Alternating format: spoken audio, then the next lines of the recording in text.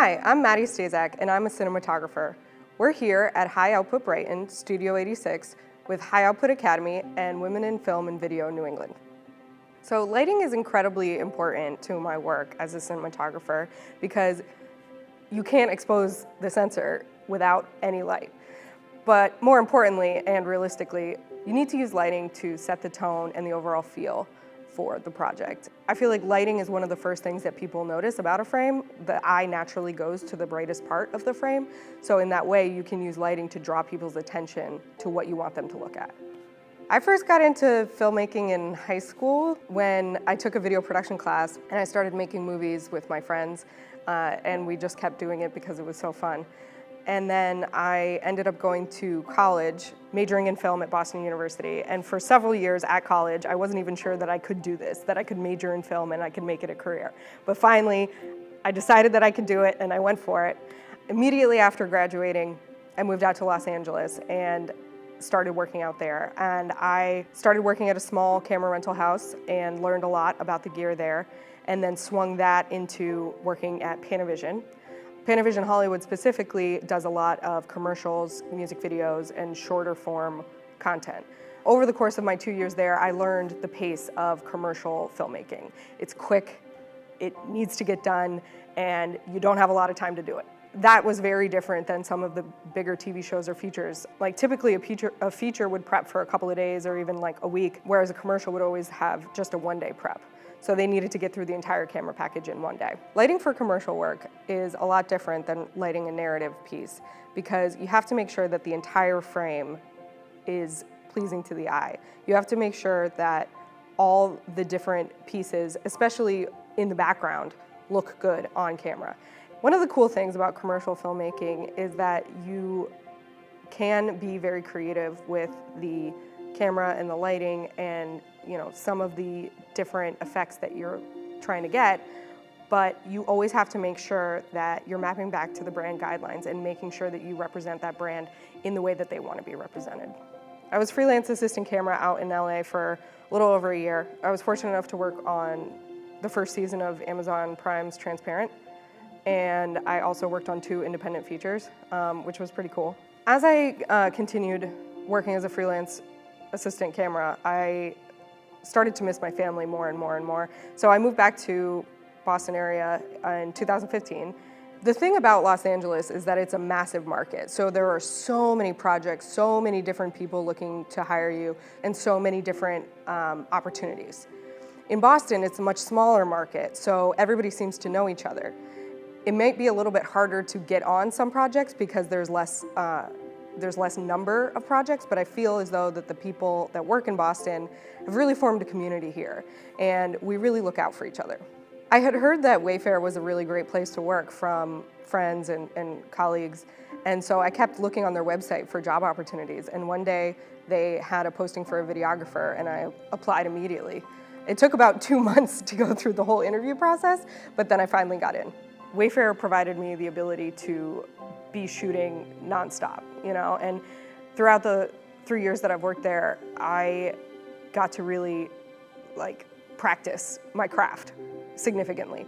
I was on set, 3 weeks out of the month. So I was constantly shooting, I was constantly, lighting different situations. We were, bouncing back and forth between location, and they had a studio that we would film in. So I really got to understand what it was like to be a cinematographer, and I feel like that's where I really found my stride. There are a lot of advantages to being an in-house DP for one specific company. One of the things that I've really loved about it is getting to work with the same people over and over again, so you really develop a deep relationship with the writers and the directors and the producers. You quickly develop a level of trust with the people that you work with over and over and over again, and being an in-house DP allowed me to do that much quicker than if I was just working freelance. When I'm starting a new project, the first thing that I do is read the script. You have to know where you're starting. Then after that, I always try to sit down with the director one-on-one and make sure that I understand what the director's vision is for that specific spot. I feel strongly that you can get so much from a one-on-one personal conversation about how they feel about the spot, what motivates them, what interests them, and how they ultimately want the spot to look. That conversation to me really needs to be either in person or over a video call. Rental houses are incredibly important to the film industry because they provide the inventory that no one person or one production company could ever own. They specialize in buying the newest gear, making sure that all of their gear is up to date, working in flawless condition, and making sure that it will perform when it needs to. I sort of say that I grew up in rental houses. I've worked at 5. So rental houses are a very big part of my education and my career. And I think that rental houses can really provide a lot of great resources for the freelance community. I rent from High Output all the time for almost every project that I do. They always have great service, and they have things available when I need them, and if they're not available, they help me find either a replacement or a sub-rent. Last summer, I was fortunate enough to film a TV commercial for Wayfair at the High Output Studios in Canton, and that was an amazing experience.